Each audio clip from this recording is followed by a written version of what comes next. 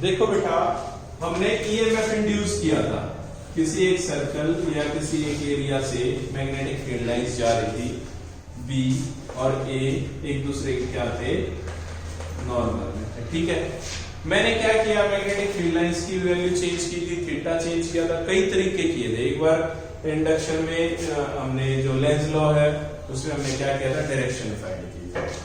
अभी हमें सिर्फ जो मोशनल ईएमएफ है उसमें ये करना है कि भाई ना तो मैग्नेटिक फील्ड का मैग्नीट्यूड, क्योंकि जो इंड्यूस्ड फ्लक्स है वो किसके इक्वल होता है, बी ए कॉस थीटा।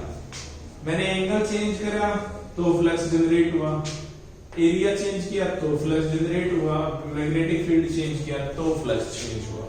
इस बार हम थोड़ा सा डिफरेंट करते हैं, जो मुझे एक नई इन्वेंशन देता वो होता मोशनल ईएमएफ इंड्यूस करना। ये एक मैग्नेटिक फील्ड है, इसकी जो डायरेक्शन है वो है ये, इसकी जो डायरेक्शन है वो मैंने दे दी इस तरफ। ठीक है, इसके अंदर एक कंडक्टिंग रॉड ले ली, कंडक्टिंग रॉड ले ली जिसकी पोजीशन ए है और इसकी जो लेंथ है वो मैंने एक डाइपोल की तरह बांध दी। इसके साथ मैंने एक स्ट्रिंग अटैच की और इसको मैं इधर खींचने लग गया, यानी वो जो उसकी पोजीशन है वो बी पोजीशन पे पहुंच गई। ये एक मेरी कंडक्टिंग रोड है।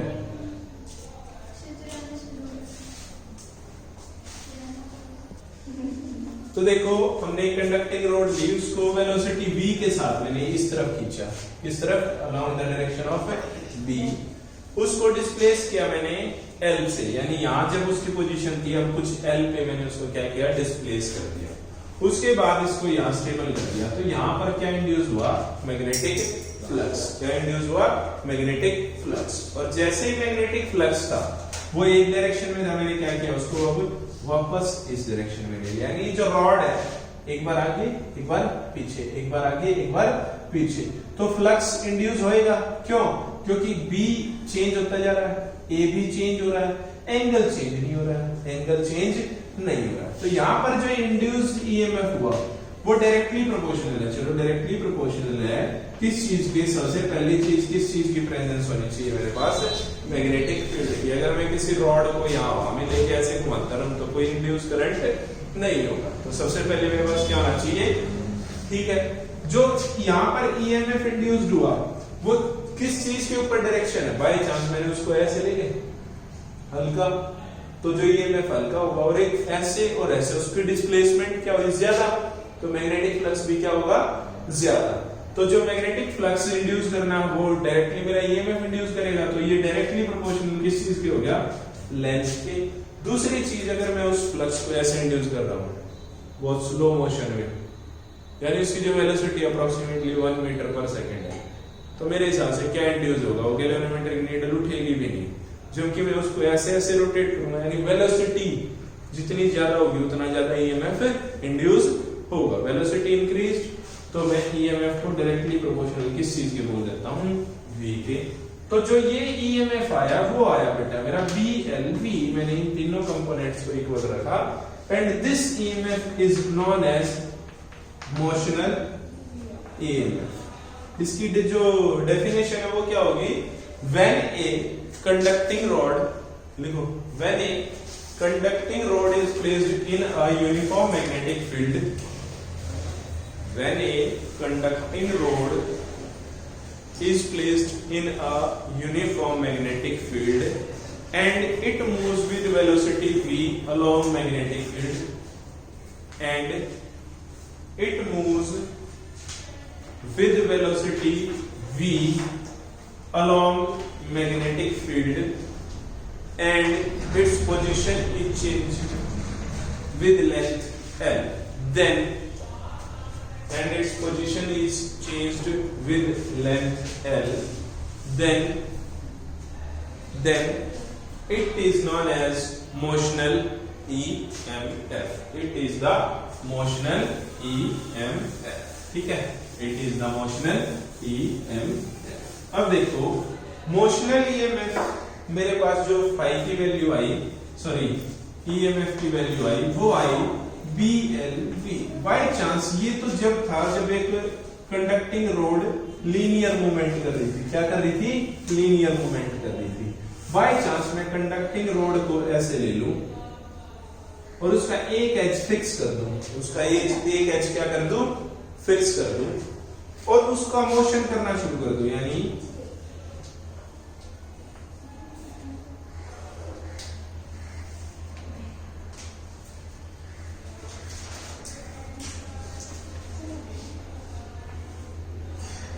अब जो कंडक्ट और मैग्नेटिक फील्ड ऐसे का ऐसे,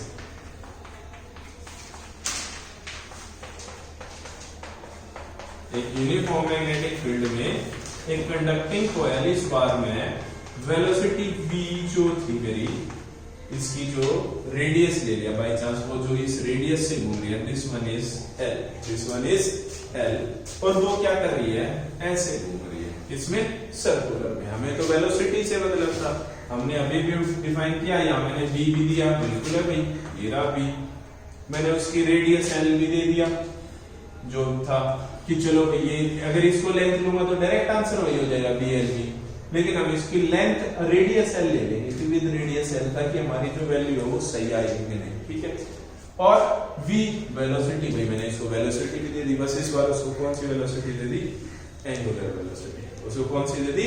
एंगुलर वेलोसिटी। तो मोशनल ईएमएफ का रिलेशन फाइंड करना, मुझे क्या करना है? मोशनल ईएमएफ का रिलेशन फाइंड करना। तो इसका डायग्राम मैं रीड्रॉ कर देता हूं।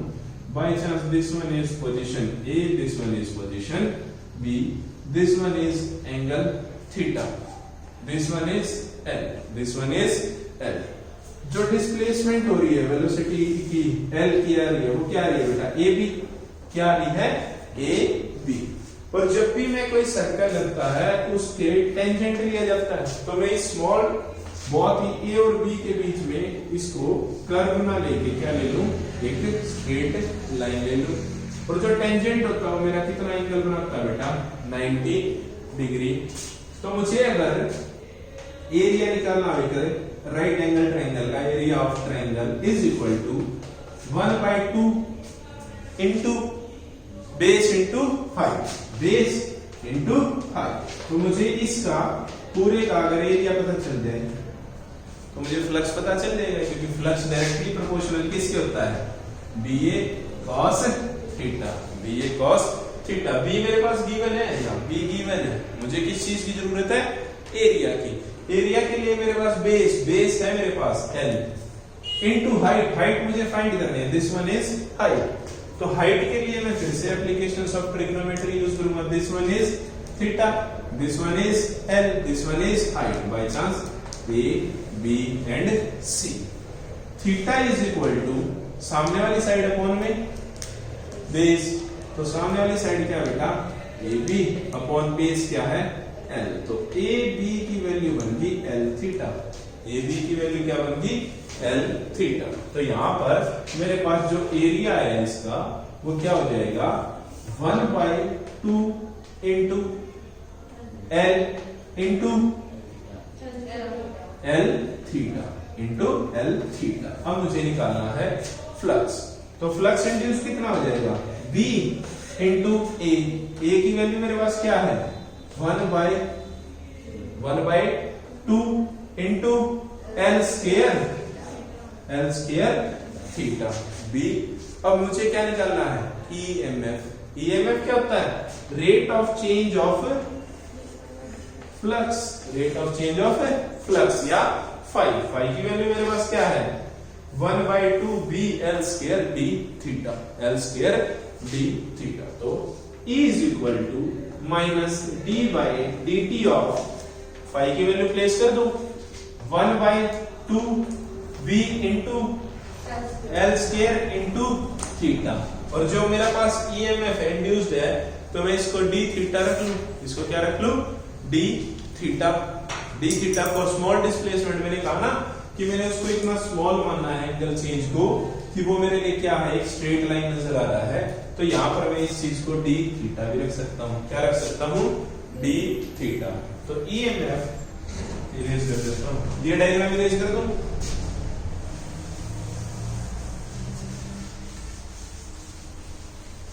अब देखो minus 1/2 B L square, all are constant, क्योंकि लेंथ ऑफ रेडियस या रेडियस घट-बढ़ नहीं सकता, मैग्नेटिक फील्ड फिक्स कर दिया, अगर कुछ चेंज हो रहा है, वो क्या चेंज हो रहा है, थीटा, वो क्या चेंज हो रहा है, थीटा। तो 1/2 d theta upon dt, rate of change of theta upon time period is equal to angular velocity. क्या बन जाएगी, एंगुलर वेलोसिटी। एंगुलर वेलोसिटी का क्या फॉर्मूला होता है, d थीटा बाय dt। तो मेरे पास जो ईएमएफ आया वो क्या आया, 1/2 B L square omega. This is the motional EMF when a body is along rotational motion. Rotational motion में जो हमारे पास क्या आया, rotational motion EMF, rotational motional EMF के पास मेरे पास क्या रिलेशन आया, is equal to half B L square omega. जब एक बॉडी, अभी तो मैंने उसको लीनियर लिया था, अब उसको क्या ले लिया, सर्कुलर, अब उसको क्या ले लिया, सर्कुलर ले लिया, ठीक है। अब इसके अलावा ईएमएफ अगर मुझे कहे कि सर ईएमएफ है ना, हमारा एरिया वाला कंसेप्ट थोड़ा सा अजीब हुआ या कुछ भी ऐसा अजीब नहीं लगा, सब नॉर्मल है, फिर छोड़ो। तो देखो बाय चांस ये जो ए बॉडी बी पे आई, ये डिस्प्लेस कर जाए हाफ रिवॉल्यूशन, कितना रिवॉल्यूशन कर जाए, हाफ रिवॉल्यूशन कर जाए, तो इसके बीच में जो थीटा बन गया वो बन गया 180 डिग्री। कितना बन गया, 180 डिग्री। और जो फाई बन गया वो बन गया माइनस बी, है ना, cos 180 इज माइनस 1, है ना।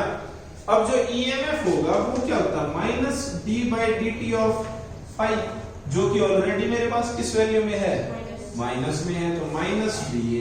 तो क्या मेरे पास जो ईएमएफ इंड्यूस होगा वो D by D phi by D T हो जाएगा कुछ देर के लिए। जो क्वेश्चन आता है वो क्या कहता है, हमारे कंसेप्ट को गलत भी प्रूव करता है। हमने कहा जो भी इंड्यूस्ड ईएमएफ होता है ना, वो माइनस डी फाई बाई, यानी नेगेटिव साइन किस चीज के लिए था, उसको अपोज करने के लिए। तो मेरे पास ऐसा कंसेप्ट आता है, एक टाइम ईएमएफ क्या हो जाता है, minus D phi by dt से क्या होगा, प्लस। तो इस वक्त हमारा जो कैलकुलेशन है वो कह रही है कि ये माइनस नहीं है, लेकिन सबसे पहला रूल ही क्लियर है कि हमेशा अपोज करता है। अगर अपोज नहीं कर रहा है, अगर अपोज नहीं कर रहा है, then no EMF is induced. When if it is not opposing the induced the flow of the current, then no current is induced, no EMF is induced, nothing is happened। ठीक है, clear हो गया भाई motional EMF। अब देखो eddy currents,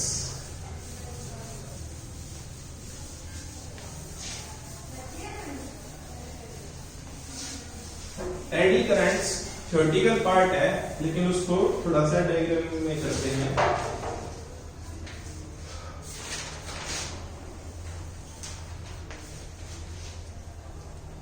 eddy currents, और दिनेश ने इसका नाम दे रखा फौकॉल्ट करंट्स। ये फौकॉल्ट साइंटिस्ट ने किया था, और करंट्स मतलब उसका एकदम से फ्लो करना, ठीक है। हमने कंडक्टिंग कॉइल ली और इसको किसी के साथ अटैच नहीं किया, एक कंडक्टिंग कॉइल ली और इसको एक बैटरी के साथ अटैच कर दिया, इसको एक बैटरी के साथ अटैच कर दिया। तो मैंने उस दिन भी समझा था आई इंड्यूस नहीं होगा, यहाँ क्या इंड्यूस होगा, ईएमएफ। जो इसमें इंड्यूस होगा वो क्या होगा बेटा, आई तो तब इंड्यूस होगा जब सर्किट क्या होगा, कंप्लीट। सर्किट क्या होगा, कंप्लीट। मैंने उस सर्किट को ओपन छोड़ दिया। लेकिन जो ये इंडक्टिंग कॉइल है, इसकी एक इंटरनल प्रॉपर्टी होती है कि इसके अंदर भी करंट इंड्यूस हो जाता है, इसके अंदर इंटरनली एक करंट इंड्यूस होता है, और वो करंट ही क्या कहलाता है, एडी करंट। वो करंट जिसको सर्किट की जरूरत नहीं है, वो आई, ये I is not equal to eddy current. Eddy यानी I is not equal to current. Eddy current जब है जब क्या हो, सर्किट कंप्लीट ना हो। एडी करंट कब है, जब सर्किट कंप्लीट ना हो। क्लियर है।